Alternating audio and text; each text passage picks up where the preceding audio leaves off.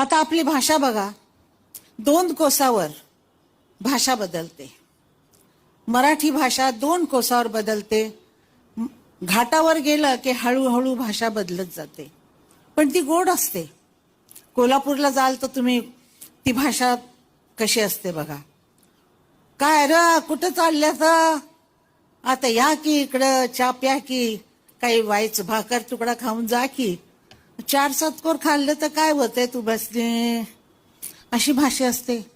मी इंदोरला गेले, तिकडं काय ग तू कुठं आलीस ग, आता माझ्या घरी येतेस का ग, तू खाणार काय, जेवण करू का, अशा माझ्या दात्यातल्या म्हणजे भाषा आहेत त्या विचारतात. अशी मराठी आहे त्यांची. तिथून मी आजोळी गेले की व माय कुठं चाली राहिनीस, आमच्या घराला चल की, असं अशी भाषा आहे ती खानदेश.